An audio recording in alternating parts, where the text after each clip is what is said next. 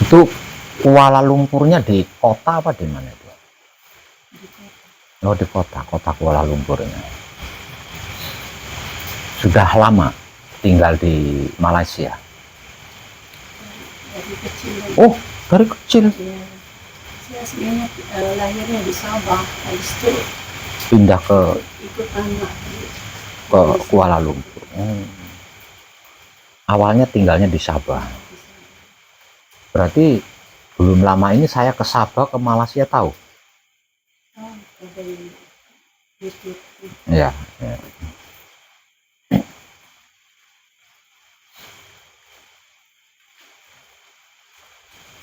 Ibu siapa? Ibu Amina. Pernah WhatsApp saya? Tidak pernah, tapi yang live Waktu live. saya guna nama Syahrul Nizam. Soalnya ada nama Aminah juga dari Malaysia yang pernah WhatsApp saya. Yang membuat saya penasaran, kok ibu bisa tertarik dengan kajian diri yang saya lakukan? Apa sebelumnya pernah belajar berspiritual? Enggak pernah juga. Saya tuh pernah dari 2019, tapi itu sekadar nonton saja. Cuma sekedar nonton, belum bersungguh-sungguh lah. 2024 mulai tertariknya itu tentang apa itu? tentang pengenalan jati diri. Tentang pengenalan jati diri. Luar biasa itu, salut saya.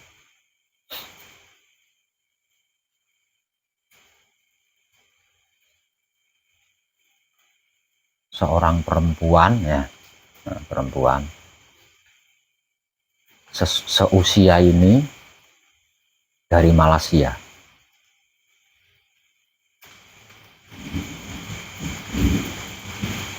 Dan selama perjalanan dari Malaysia ke sini tidak ada kesibukan. Pak Web alamatnya di mana? Pak Web nanti turunnya di mana? Pak, sama sekali. Tanya aja itu.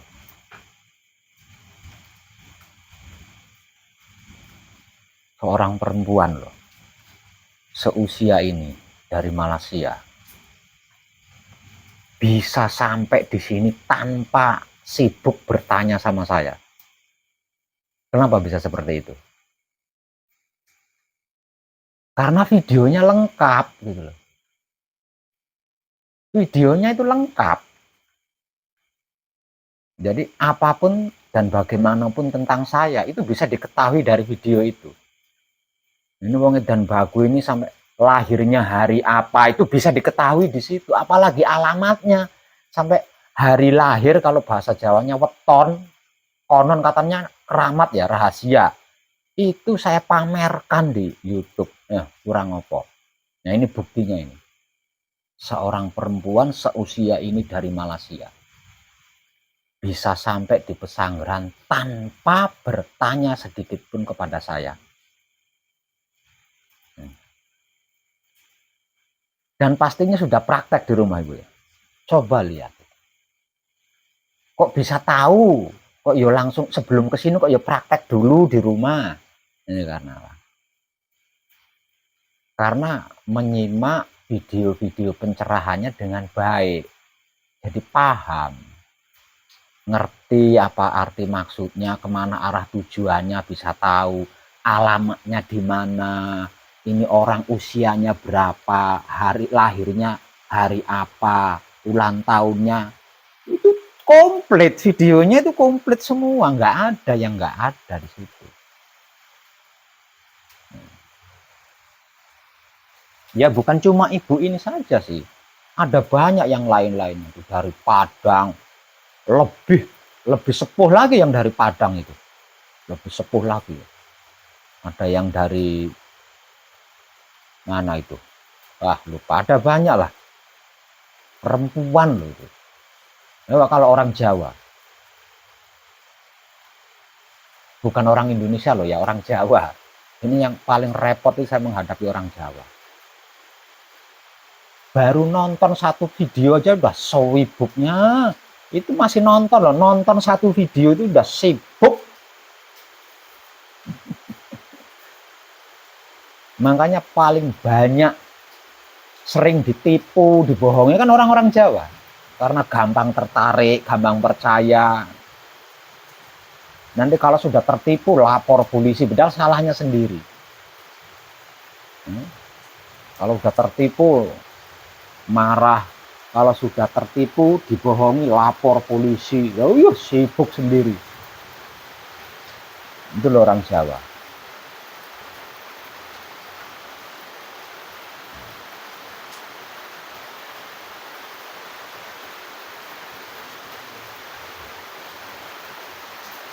Padahal hanya nyimak dengan baik itu pasti, ini saya bisa memastikan pasti itu.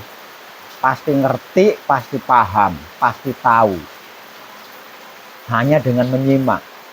Lebih konyol lagi, saya kurang mantep kalau belum bertemu secara langsung sama orangnya. Pret.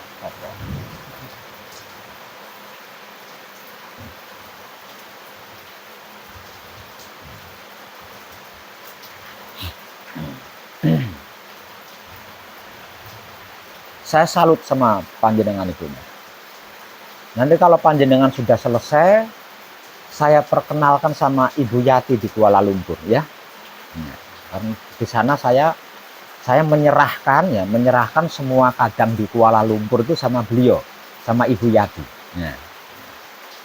Nanti saya perkenalkan sama Ibu Yati ya, biar bisa kadangan di Malaysia.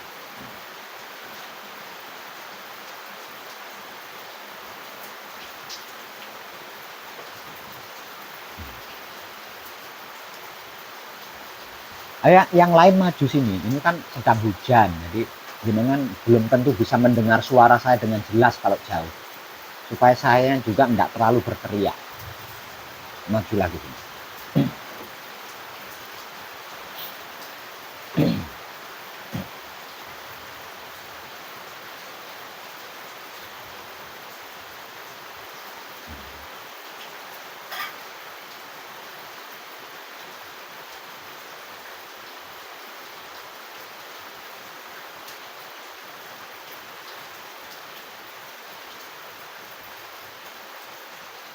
Setelah kita kadangan kemarin malam,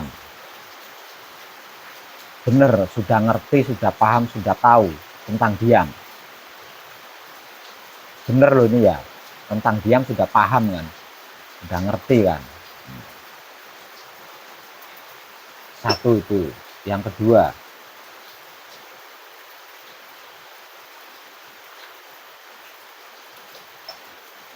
tentang wahyu pancalaku sebagai sifat. Kenapa kita harus pasrah kepada Gusti? Kenapa kita harus menerima keputusan Gusti? Kenapa kita harus mempersilahkan kuasa Gusti? Alasannya, dasarnya sudah ngerti kan? Benar sudah ngerti kan? Sudah paham kan?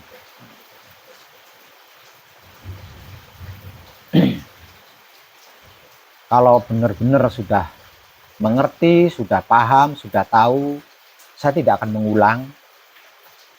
Nah, suatu ketika kalau panjenengan rindu dengan pencerahan tentang itu, bisa disimak videonya. Ya, bisa disimak ulang videonya. Ingat, disimak ya, jangan ditonton. Soalnya video saya itu bukan tontonan. Makanya durasi videonya kan panjang-panjang. Karena itu bukan video hiburan, bukan video tontonan. Melainkan video pencerahan. Nah, video pencerahan itu kalau ditonton tidak bisa. Jadi harus disimak dengan baik, baru bisa. Itu pun harus berulang-ulang loh. Ada kalanya itu. Sampai 2-3 kali nyimak baru paham. Kalau 1 kali nyimak walaupun dengan baik itu belum tentu masuk.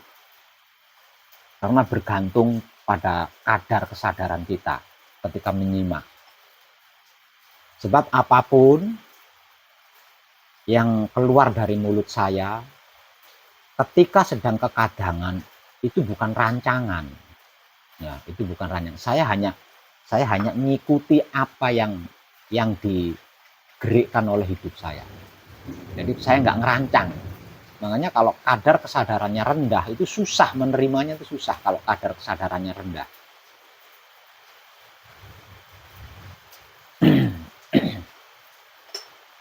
Kemarin malam saya sempat memberikan pencerahan kepada panjenengan dengan mengambil perjalanan masa lalu saya. Ya enggak?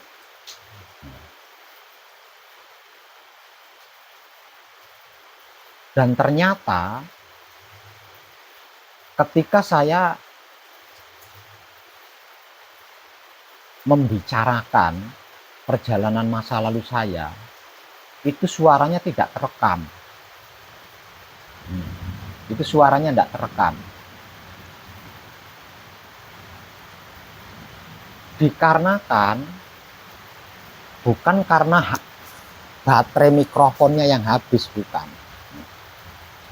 Karena apa? Karena setelahnya saya cek tetap masih nyala baterai mikrofonnya itu tetap masih menyala.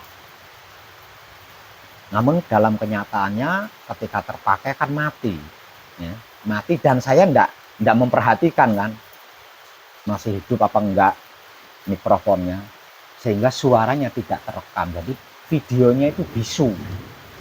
Sebenarnya itu sudah berulang kali. Ketika saya tidak tepat, makanya saya kekeh, enggak bisa. Kita berbohong di dalam laku ini loh ya. Kita berbohong atau berbicara tidak sesuai, enggak bisa. Itu sudah sering kali saya buktikan. Bahkan ada beberapa video yang mengalami seperti itu. Ketika saya menguraikannya tidak sesuai gitu loh ya, tidak sesuai. Ada kebohongan, tetap tidak terekam, suaranya itu tidak terekam, videonya itu bisu.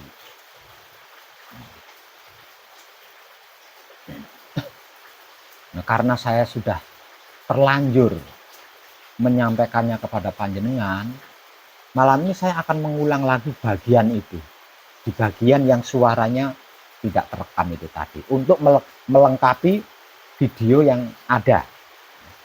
Jadi video kemarin itu yang terekam hanya sampai ketika saya menjelaskan ini. Menjelaskan ini belum selesai, nah itu sudah tidak terekam. Maka dimulai dari situ saya akan mengulanginya lagi. Terjadi apa yang sudah ditulis itu tetap terjadi. Apa yang mulai dari sini. disepakati itu tetap terjadi. Nah, yang terjadi adalah yang sudah ditulis. Yang tidak ada tulisannya di Lauhul Mahfuz ini tidak akan terjadi. Dan sini kita bisa menyimpulkan berarti kejadian apapun yang bisa terjadi itu hanya kehendaknya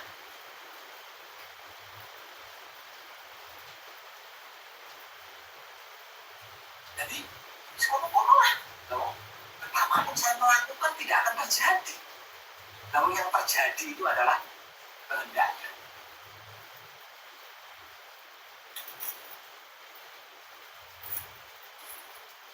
Betapapun kita tidak mempersilahkan, monggo Gusti, tetap terjadi dia. Terjadi. Tidak bisa ditolak. Tidak bisa ditahan. Ditahan, ditolak. Lanjut terjadi. Selain itu, kalau tidak masuk UGD, masuk yang kubur, aja tolam, uyuh. Amin, uyuh, empat,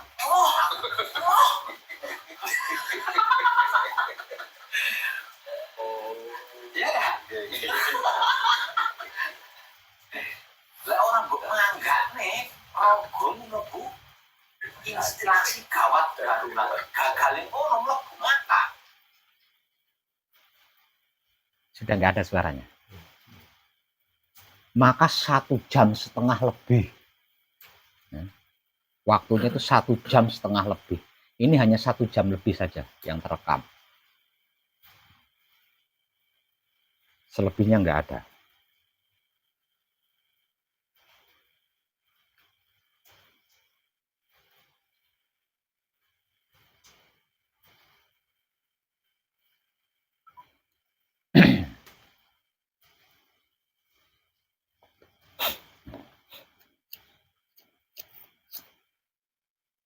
Namun sebelumnya, saya mau bertanya sekali lagi, bener panjenengan sudah ngerti, sudah paham tentang diam ya? Tentang kenapa kita harus pasrah kepada Gusti, kenapa kita harus menerima keputusan Gusti, kenapa kita harus mempersilahkan kuasa Gusti, juga sudah ngerti, sudah paham ya dasarnya. Bahwasanya dasarnya bukan karena ego atau pamrih, apalagi arogan.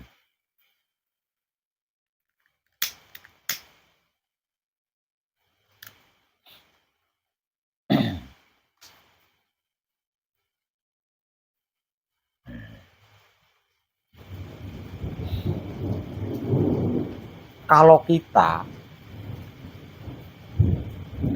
bersedia mempraktekkan wahyu pancagaib, menggunakan sikap dan sifatnya wahyu pancagaib itu sendiri, yaitu wahyu pancalaku atau iman, yang berlandaskan 3 sebagai sifat, yaitu manembahing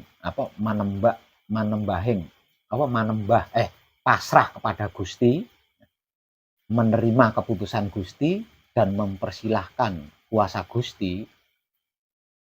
Maka selanjutnya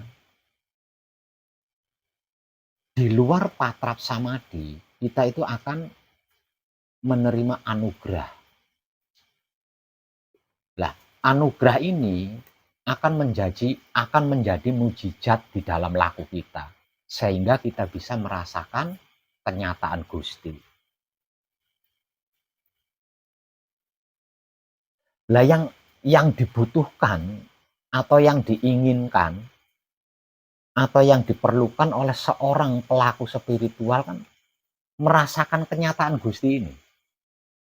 Nah, merasakan kenyataan Gusti itu loh yang diingini oleh semua pelaku spiritual.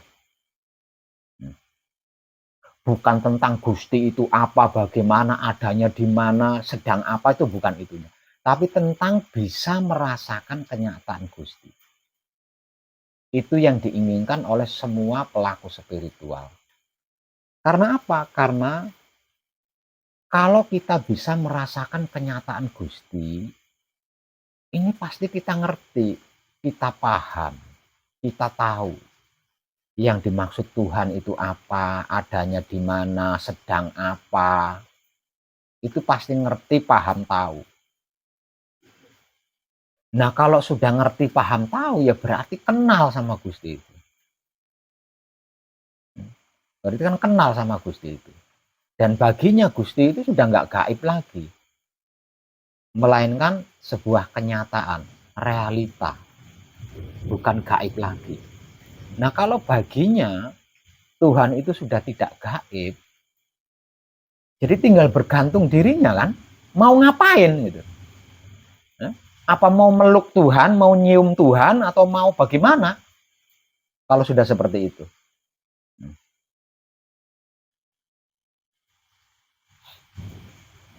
Dalam kata lain, kita bisa memiliki Tuhan.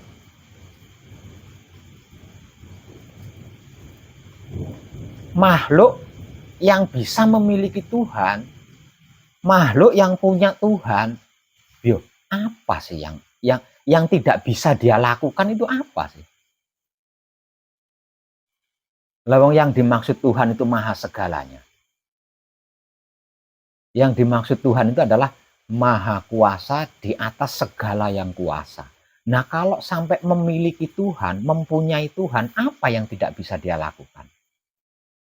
Terlalu kecil, terlalu sepele, menebar kesadaran cinta kasih sayang Gusti itu terlalu kecil, terlalu remeh, terlalu sepele. Karena apa? Karena punya modal, punya sesuatu yang dimiliki untuk diberikan atas nama cinta, atas nama kasih, atas nama sayang. Enggak omong doang, enggak cuma omong doang.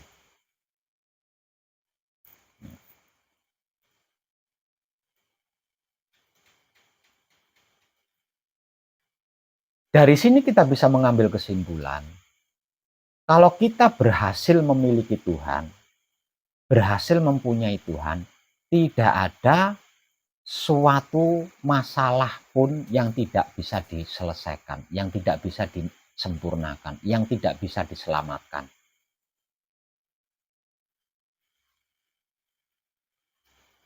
Lah kata-kata masalah ini kalau dikupas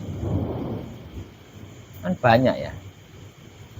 Masalah itu kan singkat. Nah kalau diartikan itu kan banyak sekali. Utang, kekurangan, penyakit, ya enggak? Dan lain-lain sebagainya. Itu yang dimaksud masalah. Namun apapun masalah itu, sebesar apapun masalah itu, tidak akan menjadi masalah. Karena bisa menyempurnakan masalah tersebut, bisa menyelamatkan masalah tersebut, bisa menyelesaikan masalah tersebut. Sebab punya Tuhan, memiliki Tuhan, kan seperti itu.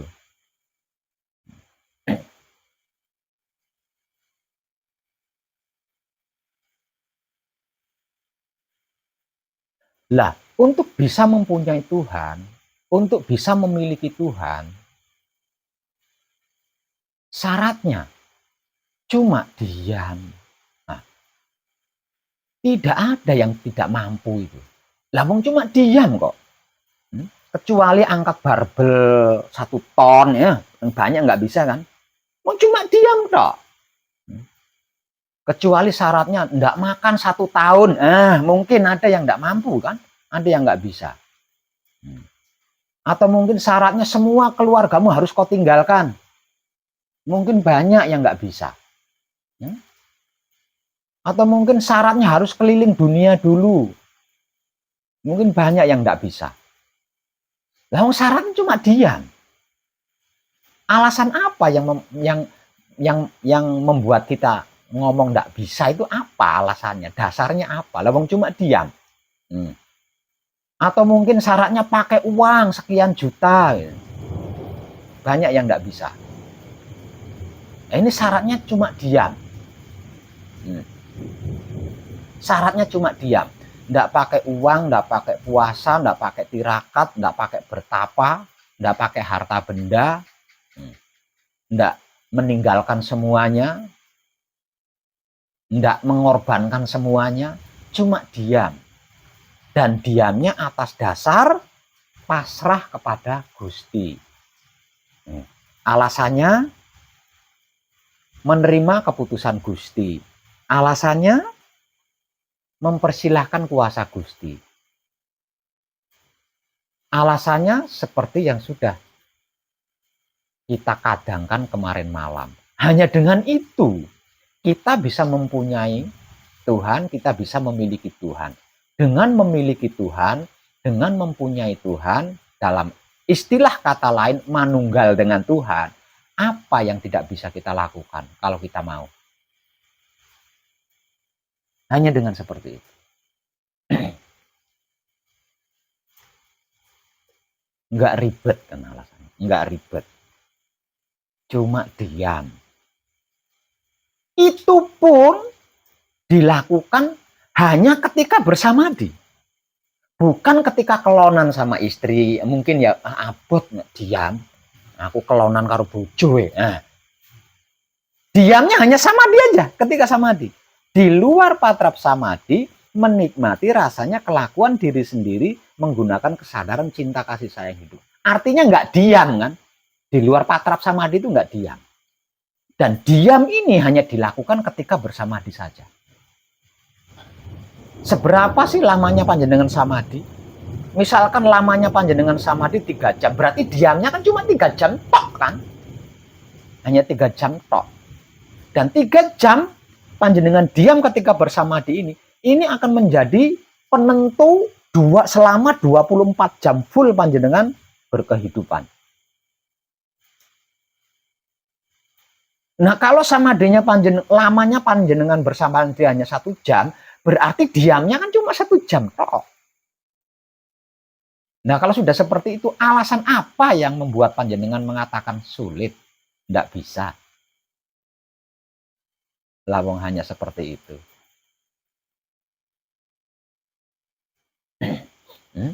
Misalkan samadhi 1 jam. Diam karena ada pocong lewat. Mosok nggak iso, cuma 1 jam.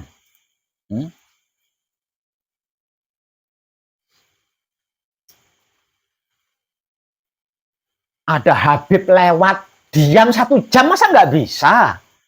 Susahnya apa? Ada syekh, ada wali, ada Gusti Allah lewat 1 jam tetap diam, masa kata-kata nggak bisa, kata-kata sulit ini loh, alasannya apa gitu loh. Wong diamnya cuma ketika bersamadhi, itu pun bergantung lamanya samadhi. Jadi tidak seumur hidup diamnya itu.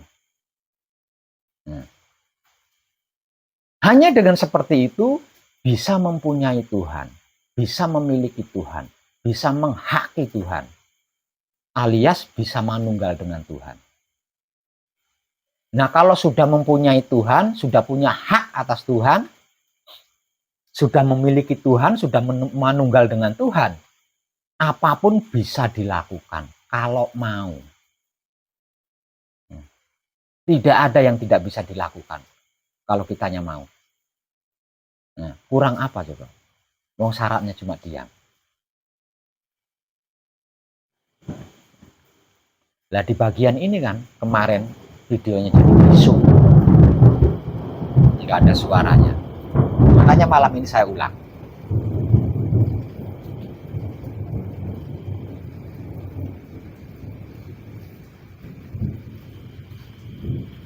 Oke.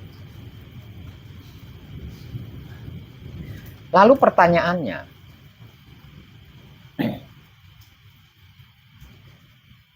kalau memang seperti itu, berarti bisa disimpulkan.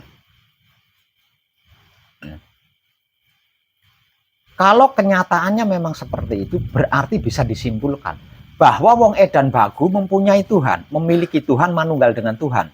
Iya enggak?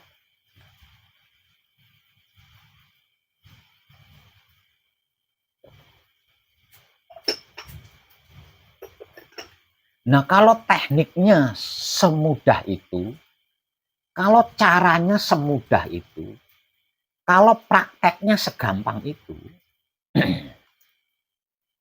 berarti wong edan bagu punya Tuhan, sudah mempunyai Tuhan, sudah memiliki Tuhan, sudah manunggal dengan Tuhan. Kalau harus dipertanyakan, pertanyaannya kan seperti itu. Jika ada pertanyaan seperti itu, maka dengan tegas saya akan menjawabnya, iya.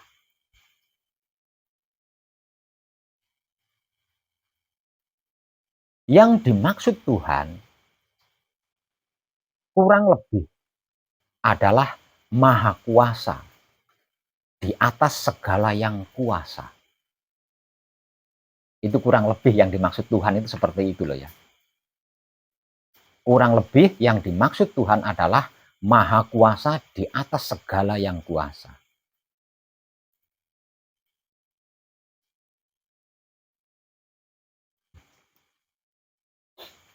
Lah kalau Pak Web atau wong edan bagu mengaku sudah mempunyai Tuhan, sudah memiliki Tuhan, sudah manunggal dengan Tuhan, maka yang dimaksud Tuhan kurang lebih adalah maha kuasa di atas segala yang kuasa. Bisakah wong edan bagu membuktikan kekuasaannya? Kalau memang sudah mempunyai Tuhan, memiliki Tuhan dan manunggal dengan Tuhan. Di bagian ini kan yang videonya bisu.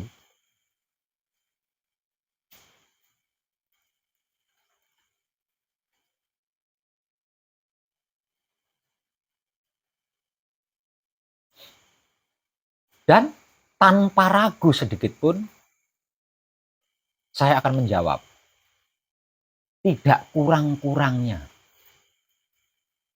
saya memberikan bukti tentang kekuasaan Maha Suci Tuhan melalui gerak-gerik jiwa raga saya di setiap harinya. Nggak henti-hentinya. Tidak henti-hentinya. Saya menunjukkan bukti-bukti, saya memberikan bukti-bukti, dan semuanya itu realita. Nggak ada yang gaib, nggak ada yang aneh.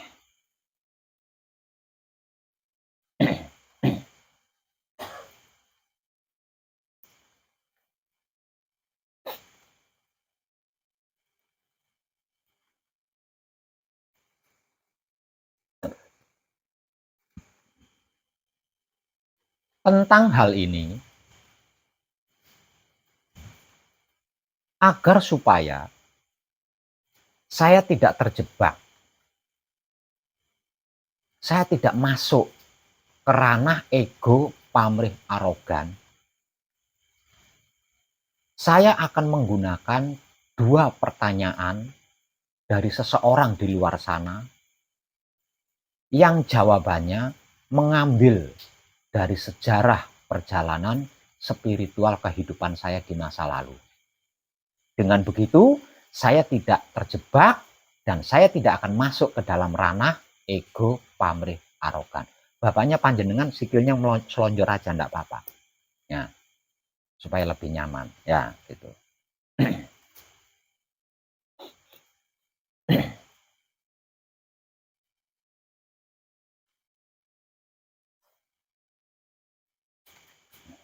Jadi, di luar sana, saya tidak akan menyebutkan namanya.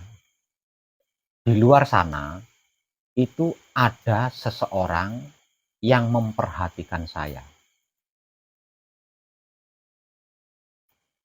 Sejak saya pertama kali mendirikan pesanggrahan ini, sampai detik ini.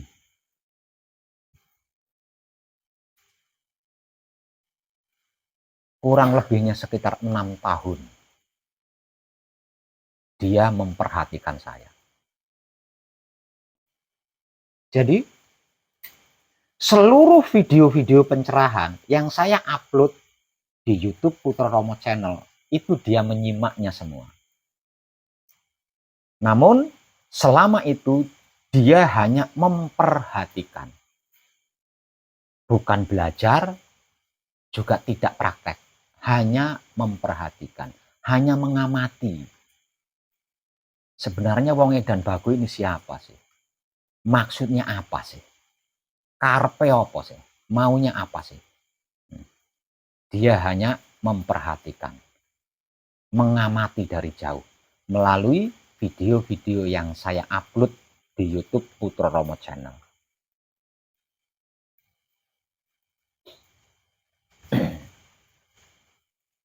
Hingga pada akhirnya dia mengajukan 2 pertanyaan kepada saya.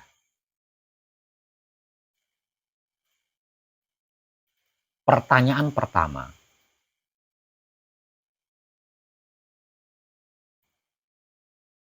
Pak Web, mohon maaf.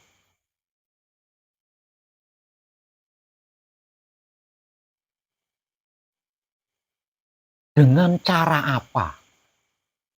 Atau lelaku apa? Atau pembelajaran seperti apa? Yang membuat Pak Web itu begitu kekeh dan begitu kokohnya berpegang atau berpedoman kepada Wahyu Pancagaib. Dan hanya Wahyu Pancagaib. Maka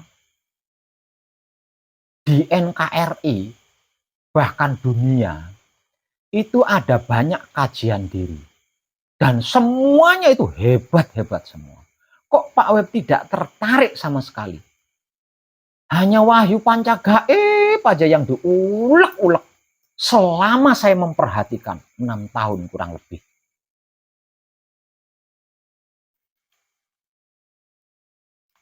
Apa memang benar tidak ada yang lebih baik dari Wahyu Pancagaib? Sehingga Pak Web hanya di Wahyu Pancagaib saja. Kok tidak di kajian-kajian yang lain-lainnya? Atau setidak-tidaknya dicampur gitu dengan kajian diri yang lainnya? Kok monoton? Saya saja yang mengamati sampai bosen lah, wong yang diceritain cuma Wahyu Pancagaib tok. Nggak ada yang lain. Lagi-lagi video muncul baru, Wahyu Pancagaib. Muncul lagi video baru, Wahyu Pancalaku. Muncul, itu tok. Apa yang menjadikan Pak Web bisa sekuat itu berpegang pada Wahyu Pancagaib? Nah, ini jawabannya harus mengambil sejarah perjalanan spiritual kehidupan saya di masa lalu. Kalau enggak, dengan apa saya menjawabnya?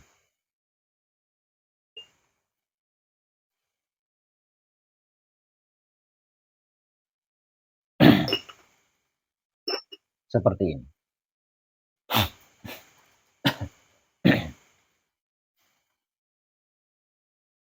Sebelum di Wahyu Pancagaib, secara simpel, saya adalah orang bejat atau orang hitam. Itu simpel ya. Simpelnya orang hitam atau bejat.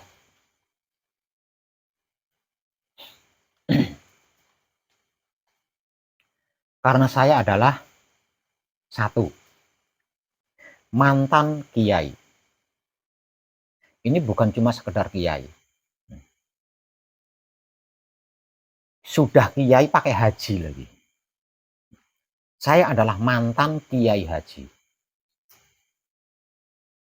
Saya adalah mantan abdi dalam negara.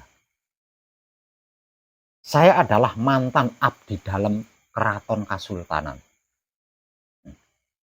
Saya adalah mantan tabib. Saya adalah mantan paranormal. Ada 5 ya. Saya adalah mantan dukun. Saya adalah mantan mafia. Udah 7 ya. Saya juga mantan preman. 8. Saya juga mantan penjahat. 9. Dan yang ke-10, saya adalah mantan petualang. Jangan paham petualang enggak?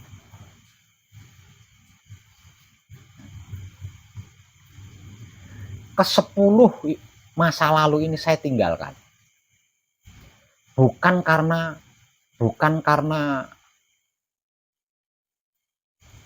dipecat ya. Bukan karena dipecat, bukan karena dihentikan, tapi karena saya tinggalkan. Kenapa kok ditinggalkan? Karena saya tidak bisa tenang.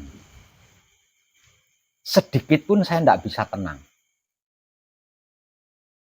Pada waktu itu, bagi saya tenang itu mahal banget. Ya. Saya pernah untuk tenang ini ya, untuk tenang. Saya pernah masuk diskotik mencari hiburan. Tidak bisa tenang. Mencari hotel paling mewah, tidur di hotel paling mewah. Harapan bisa tenang. Nggak bisa tenang juga. Sampai minum pil. Pil yang dilarang oleh negara. Tetap tidak bisa tenang. Mahal sekali yang namanya tenang. Jadi setiap hari saya itu isinya hanya cemburu sama orang lain. Iri sama orang yang lebih hebat, lebih tinggi dari saya. Cemburu, iri, dengki, curiga. Itu keseharian saya seperti itu. Nah, dengan itu semua saya nggak bisa tenang. Itu yang membuat saya menghentikan semuanya dan saya meninggalkan. Kemudian mengembara.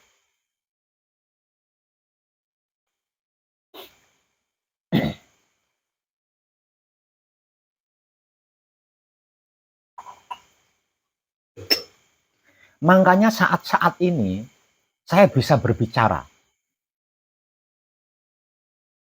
tentang kiai haji itu seperti apa dan bagaimana.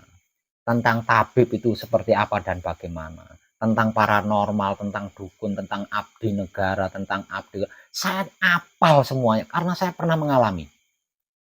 Pernah menjadi semua itu.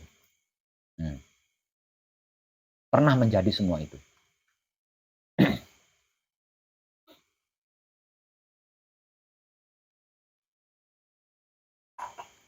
Jadi bisa disimpulkan atau bisa dikatakan saya sakit jiwa. Lah nggak bisa tenang. Tenang ini kan kaitannya dengan jiwa.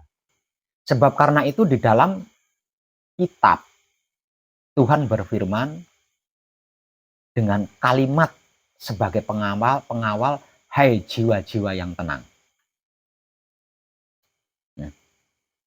Saya tidak bisa tenang, itu tidak bisa, berarti kan jiwa saya sakit. Untuk mencari ketenangan, semua itu saya tinggalkan. Karena saya berpikir yang membuat saya tidak tenang adalah apa yang sudah saya miliki itu. Saya mikirnya begitu. Makanya saya tinggalkan. Saya mencari ketenangan. Saya datangi tempat-tempat pertapaan yang terjauh, terpencil. Jadi hampir semua puncak-puncak gunung tertinggi dan keramat pernah saya datangi. Dan tinggal beberapa bulan di atas puncak gunung itu. Tetap juga tidak bisa tenang. Gelisah, takut isi. Saya sudah ngerti, sudah paham, sudah tahu apa dan bagaimana itu Tuhan. Apa dan bagaimana itu yang dimaksud Tuhan.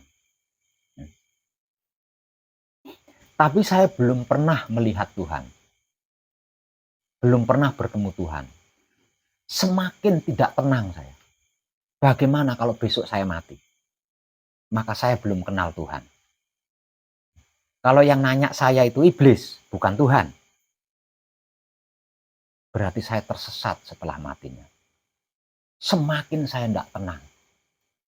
Akhirnya saya turun dari gunung, berganti mendatangi makam-makam keramat leluhur dengan harapan melalui sejarah ahli kubur yang menjadi pendahulu kita, saya mendapatkan jawaban di situ. Bagaimana caranya tenang?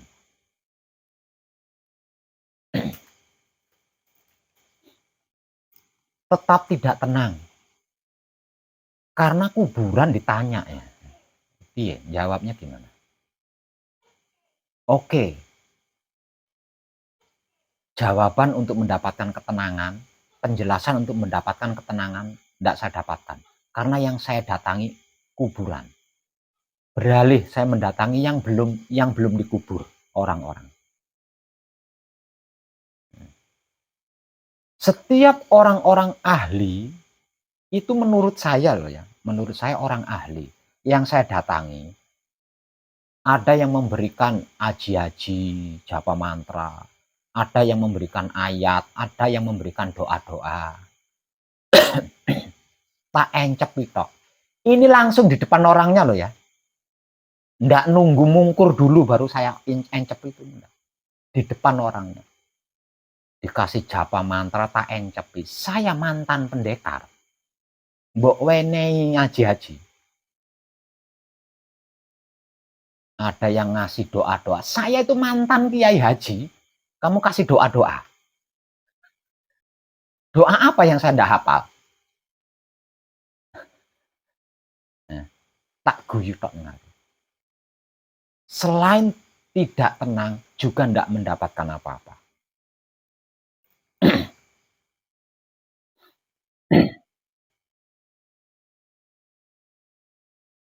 Nah, ketika mendatangi satu makam ke makam lainnya, lah ini baru saya sampai ke makamnya beliau di Purworejo, makamnya Romo Semono Sastro Hadijoyo di Gunung Damar, Lowano, Purworejo. Sesampainya di sana, saya bingung. Biasanya, saya tukang keliling ya soalnya. Saya kan mengembara, jadi tukang keliling. Apal banget. Ndak goa, ndak kuburan, tidak situs, itu banyak kotak amal di mana-mana. Satu. Terus banyak yang begini di mana-mana. Sampai nyimpen sandal aja bayar. Nyimpen sandal itu bayar. Lah ini di makam beliau nggak ada sama sekali. Kotak amal nggak ada, yang minta nggak ada, narok sepatu mewah, sepatu bagus, sandal dimanapun tidak ada yang nyentuh. Jadi saya heran, ini makamnya siapa kok senyaman itu gitu loh. Tempatnya hening, aman. Saya masuk ke dalam makam dan mencoba duduk, nggak berdoa. Soalnya saya udah capek berdoa, itu udah capek. Udah. Duduk, diam aja duduk, diam di sampingnya. Ngerenung mikir. Aku kudu piye, aku kudu nengdi. Cuma gitu aja. Aku kudu piye. Saya harus bagaimana? Saya harus kemana? Nggak berdoa tawasul, enggak. Karena sudah capek. Udah capek lah. Udah bosen. Jadi nyampe di kuburan, nyampe di makam, itu cuma duduk. Ada kalanya duduknya begini. Ya bergantung suasana badan saya lah. Duduk diem, saya harus apa? Saya harus bagaimana? Padahal tempatnya nyaman, hening, itu aja saya nggak tenang. Apalagi di makam-makam lainnya gitu. Di makam yang sebegitu heningnya, sebegitu nyamannya, sebegitu amannya, saya tidak bisa tenang. Jadi gelisah. Tapi nggak jelas. Apa yang membuat saya nggak bisa tenang itu nggak jelas. Kalau dulunya jelas. Yang membuat saya tidak tenang, tidak nyaman itu karena saya cemburu sama seseorang. Saya iri sama seseorang. Jelas kan saya curiga sama seseorang. Lah ini setelah semuanya saya tinggalkan kok masih nggak tenang. Berarti kan bukan karena itu. Ketidaktenangan saya kan bukan karena itu. Oh nyatanya setelah semuanya saya tinggalkan, saya masih tetap tidak tenang. Karena saya tidak tenang, akhirnya saya keluar dari cungkup makam. Duduk di teras aula. Lah duduk di teras aula, itu saya bertemu dengan salah satu putra yang juga sedang sowan di sana. Diawali dengan saling memperkenalkan diri, kemudian saya mencoba mengorek pengetahuan. Ini makamnya siapa? Nah, dari dia saya mendapatkan penjelasan bahwa itu makamnya Romo Semono Sastro Hadijoyo. Beliau ini siapa? Beliau ini bagaimana? Terus panjenengan ini kesini ini bagaimana? Sampai kepada inti bahwa saya sedang gelisah, saya ingin tenang, dan saya diberikan bacaan kunci. Itu awalnya itu. Nah ini bagian ini nih yang salah kemarin malam itu, ya kan? Bagian ini. Saya diberi tulisan kunci. Coba sampean hafalkan tulisan itu. Nanti kalau sudah hafal, coba masuk ke makam sana, dibaca di samping makam.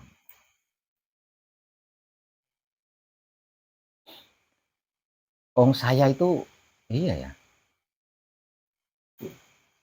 Nanti kalau saya ngomong ahli, dikirain sombong. Tulisan kunci itu kan hanya 7 bait. Saklirian gini ya langsung hafal. Nggak butuh waktu berhari-hari. Sambil ngobrol saya ngelihat tulisannya, orangnya itu pamit mau bikin kopi, katanya di warungnya bikin kopi. Nah orang itu balik lagi bawa kopi itu 2 gelas sudah. Yang satu buat dia sendiri, yang satunya buat saya. Itu saya sudah hafal mas. Loh, kaget orangnya.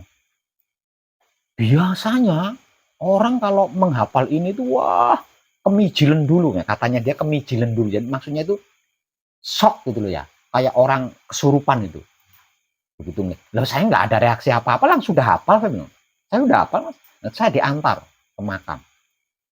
Masuk ke makam, nah, Coba baca ini pakai suara bisa, dalam hati bisa. Tapi tangannya harus seperti ini. Diajari saya. Nah, saya coba baca di situ. Sambil patrap kunci, kemudian saya baca bacaan kunci itu 7 kali berturut-turut. Nah, terus disuruh diam. Udah diam aja jenengan di situ ya, saya tinggal keluar. Dia keluar, saya ada di situ. Lah di situ saya bisa tenang. Tenang. Saking senengin nangis aku. Mas, aku iso tenang. Bengok saya di situ. Mas, saya lari keluar, saya nyari orang itu. Mas, aku iso tenang, Mas. Matur suwun, tak peluk orangnya itu, tak peluk iso. Bener-bener tenang. Damai nepol.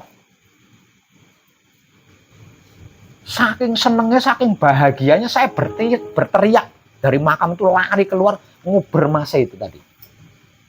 Tak rangkul. Terima kasih Mas, terima kasih, saya bisa tenang. Ini ilmu apa?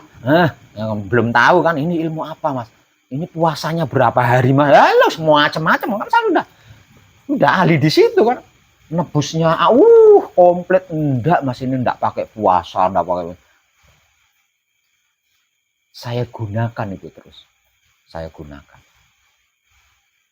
Nah, karena saya sudah mendapatkan ketenangan, saya pulang. Karena saya merasa masih punya tempat tinggal, saya pulang. Waktu itu saya masih tinggal di Cirebon. Saya pulang ke Cirebon. Tiap hari, tiap malam, tidak ada yang saya lakukan selain nguplek-nguplek kunci. Gue patrap kunci, terus kunci. Ketenangan saya terusik. Setelah keluarga saya mengetahui. Dan saya dituding sesat. Ya, ini mulai terusik ketenangan saya.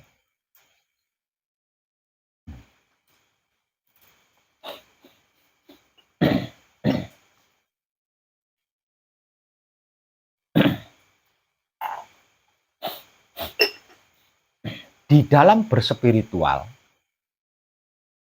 semua agama yang disahkan oleh pemerintah, saya pernah mengkajinya hingga selesai. Bahkan ada banyak agama. Jadi agama itu bukan cuma 5. Ada banyak agama itu. Bahkan mungkin ratusan agama itu. Jadi 5 itu hanya agama yang diketahui oleh pemerintah saja. 5 agama yang disahkan atau diresmikan oleh pemerintah itu pernah saya kaji, pernah saya pelajari sampai selesai. Ditambah lagi agama yang pemerintah tidak tahu. Ketika itu tidak ada satupun keluarga saya yang menuding saya sesat. Padahal untuk mengkaji satu agama saja itu tidak cukup setahun 2 tahun kan. Tidak akan cukup. Bertahun-tahun. Dan selama itu saya belum pernah dituding sesat sama keluarga saya. Ini mempelajari 7 ayat, 7 bait tulisan, kok saya sudah dituding sesat. Ada apa dengan tulisan ini? Penasaran saya Mas. Kembali keluar semuanya saya tinggalkan. Saya cari orang itu yang kesalahan saya nggak nanya alamatnya di mana. Jadi yang ngasih saya kunci itu, saya nggak tahu alamatnya di mana. Tahu namanya saja. Nah, akhirnya saya nungguin orang itu berminggu-minggu di Purworejo, nggak ketemu.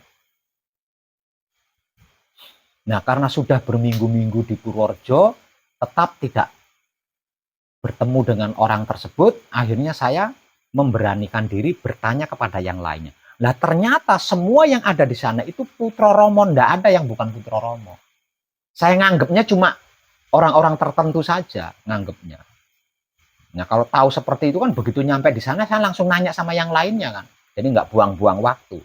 Nah, karena Lauhul Mahfudz saya ditulisnya begitu ya, akhirnya saya berminggu-minggu di sana. Nah kemudian saya nanya-nanya kepada yang lainnya di sana. Tentang apa sebenarnya kunci itu tadi. Nah, dari mereka saya mendapatkan penjelasan bahwa itu adalah wahyu panca gaib peninggalan almarhum beliau Romo Semono Sastro Hadijoyo. Namun tidak ada satupun dari mereka yang bisa menjawab pertanyaan saya dengan puas, karena orang masih belajar semua kan. Sementara saya kan sudah ahli gitu. Jadi pertanyaan saya kan tinggi-tinggi. Ini nggak ada satupun yang bisa memuaskan pertanyaan saya jawabannya. Akhirnya saya minta penjelasan dari mereka di mana saya bisa menemui guru-gurunya sampean di mana. Nah, kalau di sana kadang sepuh, ya oke, kadang sepuh. Di mana saya bisa menemui kadang sepuh? Saya diberi alamat, diberi beberapa nama kadang sepuh, plus alamatnya saya datangi satu persatu. Lah dari mereka lah saya mendapatkan kelengkapan dari Wahyu Pancagaib seperti kunci, pauling, mijil, singkir, hingga terakhir sampai di asmo. Itu aja nggak sebentar mas, itu berbulan-bulan.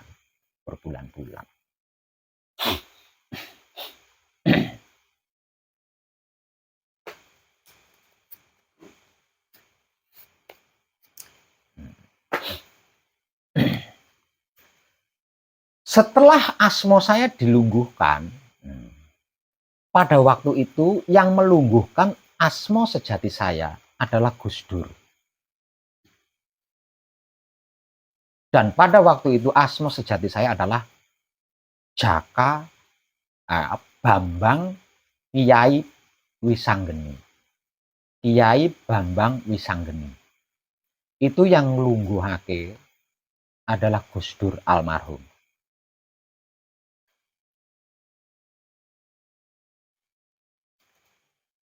Setelah asmo sejati saya dilungguhkan,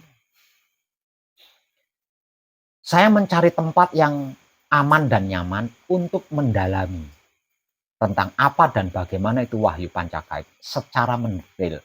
Itulah keburukan saya. Jadi saya itu salah satu orang yang tidak bisa puas kalau masih katanya. Jadi yang bisa memuaskan saya adalah bukti realita di lapangan. Itu jeleknya saya di situ. Nggak gampang percaya, nggak gampang puas. Sehingga saya mencari tempat yang aman dan nyaman untuk mendalami tentang apa dan bagaimana itu Wahyu Pancagaib yang sesungguhnya.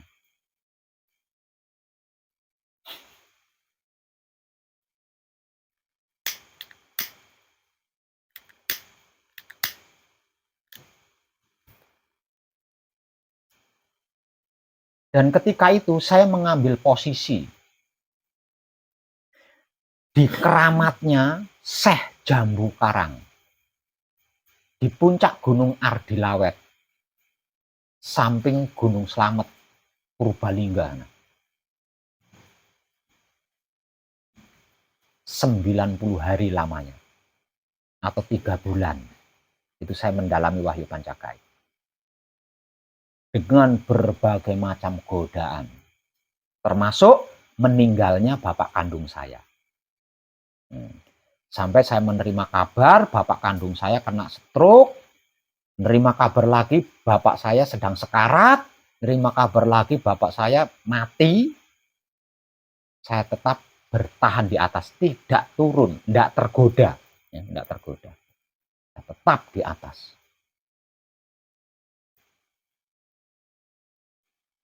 Sampai-sampai ketika saya di puncak Gunung Ardilawet, Purbalingga, itu setelah beberapa minggu saya di atas, kalau tidak salah 2 minggu lebih saya di atas, itu ada pendatang baru, 7 orang. Sehingga berjumlah 8 orang dengan saya di atas. Kedatangan tamu 7 orang. Orang tirakat di atas ya. Musafir, tirakat di atas. Kehabisan bekal, mereka kehabisan bekal ya. Mereka kehabisan bekal karena hujan lebat berhari-hari nggak henti-henti ya. Jadi warga kan nggak ada warga setempat yang naik cari kayu atau apa. Di atas juga ada warung, tapi warungnya nggak buka-buka karena hujan berhari-hari itu tadi.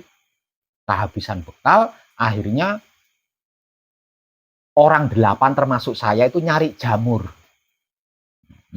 untuk dimakan loh ya, nerutus nyari jamur. Jadi ada yang kaosnya dilepas oleh bentel kaos itu ya, itu jamur.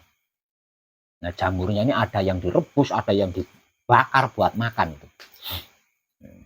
Setelah makan jamur, rupanya ada jamur yang beracun. Setelah makan jamur, itu gemelasah semua, pingsan semua. Lah saya enggak. Karena saya belum sempat makan. Kalau saya ikut makan ya pastinya sama.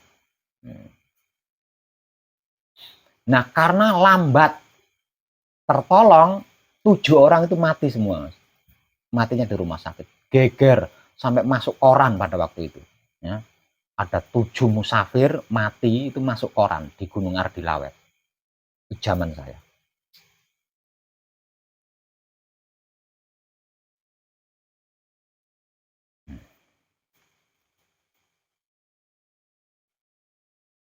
Setelah sedikit ya, belum semua. Sedikit mengerti, sedikit memahami apa arti maksudnya wahyu pancagaib, sedikit mengetahui kemana arah tujuannya wahyu pancagaib. Belum terlalu.